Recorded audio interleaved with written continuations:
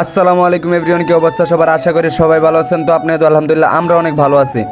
তো ঢাকা থেকে চলে আসলাম মুন্সিগঞ্জ বন্ধুর গ্রামের বাড়িতে। বন্ধু অনেক দিন ধরে বলতেছিল চল চল আমার গ্রামের বাড়িতে চল, তো ফাইনালি চলেই আসলাম। তো কি কারণে আসলাম এটা আপনাদেরকে পরে বলবো। তো বন্ধু বলতেছে গ্রামের বাড়িতে আসতে হচ্ছে একটা ব্লগ বানা। তো আমিও কোনোদিন ব্লগ করি না, এই ফার্স্ট টাইম ব্লগ, জানি না কেমন হয়েছে। তো আপনারা সবাই কমেন্ট বক্সে বলে যাবেন আর ভিডিওটা শেষ পর্যন্ত দেখবেন। তো কথা না বাড়িয়ে আমার ব্লগটা শুরু করা যাক। আমরা গ্রামের বাড়িতে রাত্রি চলে আসলাম, এসে ঘুমাইলাম। আমরা চিন্তা করছি ভোরবেলা চলে যাবো। এখন জানলা দিয়ে তাকে দেখি প্রায় 6টা 7টা বাজে গেছে গা। তো কিছু করার নাই, ফ্রেশ হইলাম। ফ্রেশ হওয়ার পরে দেখি নাস্তা দিছে আমাদের সামনে, মুড়ি দিছে, চানাচুর দিছে, বিস্কুট দিছে। আর ওদিক দিয়ে তো বন্ধু খাওয়া শুরু করে দিছে। যাই হোক আমিও খাইতেছিলাম, অনেক মজাই লাগতেছিল। আর অনেক দিন পর মানে সকালবেলা চা আর বিস্কিট, তো যাই হোক ভালোই লাগতেছিল। আমি ওরে বলতেছিলাম যে ভালো করে খেয়ে নে, যাইতে যাইতে দুপুর হয়ে যাবে। ওই বলতেছে না আমি আর খামো না, আমার আর ভালো লাগতেছে না। তো যাই হোক এদিকে এত বড় একটা পানির গ্লাস দিছে, মানে এক গ্লাস পানি 3-4 জন মিলে খাইতে পারবে। তো যাই হোক কি কারণে গ্রামের বাড়িতে আসছে এখন আপনারা জানতে পারবেন। ওর নাকি শীত করতেছিল, তাই চাদরটা ভালো করে গায়ে দিয়ে নিল। তো আমরা কি কারণে আসছি, আমরা দুই বন্ধু মিলে একটা বিজনেস স্টার্ট করতে যাচ্ছি। তো এই দুনিয়ায় গাইস টাকা ছাড়া কারো কাছেই দাম নেই। ভাই ব্রাদার, আত্মীয় স্বজন, নিজের বাবা মা, কারো কাছেই না। তো আমরা দুইজন চিন্তা ভাবনা করলাম যে আমরা নিজের একটা বিজনেস স্টার্ট করব। তো আপনারা সবাই দোয়া করবেন আমাদের দুইজনের জন্য, যে আমরা দুইজন সামনে আরো ভালো কিছু করতে পারি। তো বন্ধু টাকাগুলো গুনতেছিল, আমার কাছে দিছে, দেখ ঠিকঠাক আছে নি। তো দুইজনে মিলে টাকাগুলো গুনলাম, দেখলাম সবই ঠিকঠাক আছে। তোরা বললাম যে চালো বাইর হ, সময় নেই, যাইতে হবে। তো রেডি হয়ে গেলো, ব্যাগ ট্যাগ গুছিয়ে নিল। যাই হোক এমনিতে অনেক লেট হয়ে গেছে, আমরা লেট করবো না, আমরা এখনই বাইর হয়ে যাবো ঘর থেকে। তো জুতা মুতা পইরা রেডি হয়ে গেল। তো জুতা মুতা ভালো করে পড়তে বললাম যে আবার খুইলা না যায়। তো আমিও জুতাগুলো পরে রেডি হয়ে গেলাম। তো দুজনই বাইরে হয়ে গেলাম। তো যাই হোক আমাদেরকে বললো যে সাবধানে যায়, টাকা পয়সা নিয়ে। আমি আবার ওরে বলতেছিলাম যে ফোন টোন সব কিছু নিচ্ছ নাকি, সব কিছু ঠিক আছে নি? দেখো বললো হ্যাঁ সব কিছু ঠিক আছে। তো আমরাও হাঁটা শুরু করলাম। গ্রামের বাড়িগুলো অনেকই ভালো লাগে। তো যাইতে যাইতে দেখলাম এক ভাই গোসল করতেছে শীতের ভিতরে পুকুরের মধ্যে, তাও আবার কেউ কম্বলের তলে উঠতে পারতেছে না, আর উনি গোসল করতেছে। যাই হোক হাঁটতে হাঁটতে রাস্তা দেখা পেলাম অবশেষে। তো আমরা এদিকে দাঁড়াবো, গাড়ি যাইলে পরে গাড়িতে উঠতে হবে। তো এদিক ওদিক তাকাইলাম, দেখলাম আশেপাশে কোনো গাড়িই নাই। তো আমি ওরা বলতেছিলাম যে চল আমরা রাস্তার মাথায় যাই গাড়িতে উঠি। তো বলতেছে না না রাস্তার মাথায় যাওয়া যাবে না, এদিকে দাঁড়াও গাড়ি আসবে। আমি বললাম বেটা পকেটে টাকা আছে দেখা হাঁটতে মন যেতেছে না এখন? ওই বলতেছে হ্যাঁ। তো যাই হোক অনেকক্ষণ দাঁড়ায় ছিলাম, তাও গাড়ি পাই না, এখন হাঁটা শুরু করছে।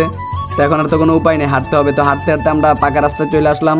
এদিকে অবশ্যই গাড়ি পাবো। তো ওই আবার একটু ভাব নিতেছে, এখন টুপিটা খুইলা নিল, ব্যাগে বইরা নিতেছে, কারণ সবার সামনে খুলতে পারে না, এখন খুইলা নিছে। এখন চুলগুলো দেখেন নিত কিভাবে একটু ভাবসাব নিতেছে, মানে এখন টাকা আছে পকেট ভর্তি, এখন বাবা অবশ্যই নেবে, মাস্ক পরে নিতেছে। ওর আবার নাকি শরম লাগতেছে।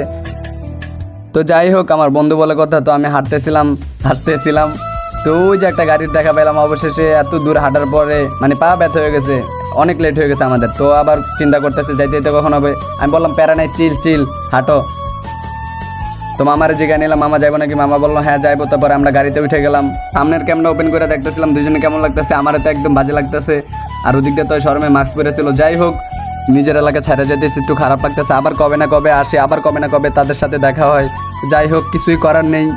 যাই হোক গ্রামের প্রকৃতি দেখতে একটা চলে আসলাম। তো নাইমা ওই ভাড়াটা দিল, ভাড়াটা দেওয়ার পরে আমরা আবার হাঁটতে শুরু করলাম বাস তো সামনে। তো হাঁটতে হাঁটতে সামনে একটা দোকান পাইলাম। তো বললাম যে চা খাই চল, কারণ বাস ছাড়তে লেট হবে। তো এইভাবে বাসে বসে থাকতে ভালো লাগে না। আমি আবার জ্যাকেট খুলে নিলাম, গরম লাগতেছিল। চা খাওয়া শেষ, এখন আমি বলতেছি যে আমি বিল দিই, ওই বলতেছে না ওই দিব। তুই আমার গ্রামের বাড়িতে আসছস, তুই দিবি কেন? তো যাই হোক এরকম একটা বন্ধু বা ভাগ্যের বিষয়। মামা আবার এদিক দিয়ে বলতেছে যে আরও 10 টাকা। আমরা চা খাইলাম, আমরা তো জানি যে চা 10 টাকা করে। তো যাই হোক আরও 10 টাকা মামারে দিয়ে দিলাম। তো আমি বললাম যে চালো চালো চলো, আবার এদিক দিয়ে চকলেট নিতে আসে। তো বললাম যে চালো চলো নে, বাস আবার চলে যেতে পারে।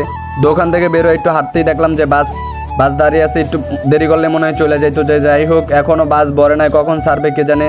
তো আমি সবসময় সামনে বসি, সামনে বসতে আমার ভালো লাগে। তো সামনে যাই, সামনের সিটে একেবারে সামনের সিটে বসলাম। তো বসতে বসতে দেখি ড্রাইভার মামা চলে আসলে, বাসটা সাইডে দিল। যাই হোক ভালোই লাগলো যে দেরি করলো না।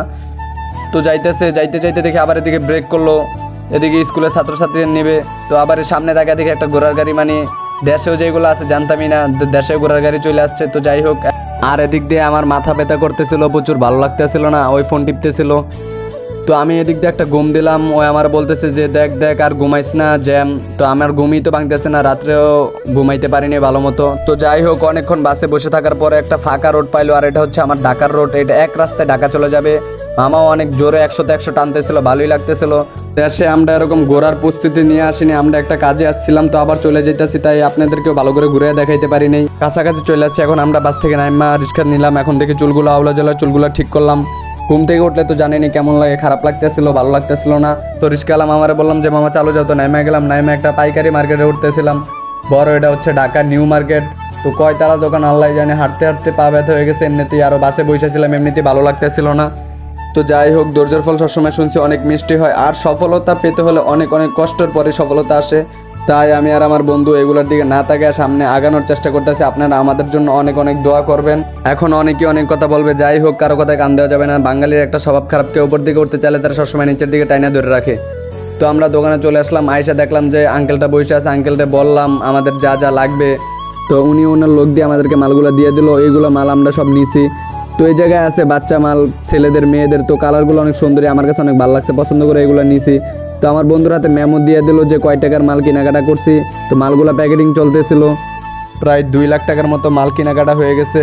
তো আমার চিন্তাও লাগতেছিল আমরা কি সামনের দিকে আগে যেতে পারবো কি না।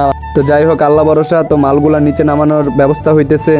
তো দোকানের লোকগুলো আমাদের মালগুলো নিচে নামায় দিতেছে। আর এদিকটা বন্ধুরা বললাম যে যা তুই একটা সিএনজি ঠিক কর। তো চলে গেল একটা সিএনজি ঠিক করার জন্য। আর আমি মালগুলোর দিকে দাঁড়িয়ে আছি। আমি চুল ঠিক করতে দেখি সব মাল নিয়ে নিছে। তো আমিও চালু চালু করে নেমে গেলাম। তো নাইমা দেখলাম যে ওরা দাঁড়ায় আছে, সিএনজিতে মাল ঢুকাইতেছে। সব মাল সিএনজিতে ঢুকানো শেষে আমরাও ঢুকে বসে পড়লাম। আজকের ব্লগটা মূলত এই পর্যন্তই ছিল। দেখা হবে পরবর্তী কোনো ভিডিওতে, যদি আপনাদের সাপোর্ট পাই। আর অবশ্যই আমাদের জন্য দোয়া করবেন যে আমরা এই বিজনেসটা ভালোভাবে করতে পারি। আল্লাহ হাফেজ, বাই বাই, সবাই ভালো থাকবেন।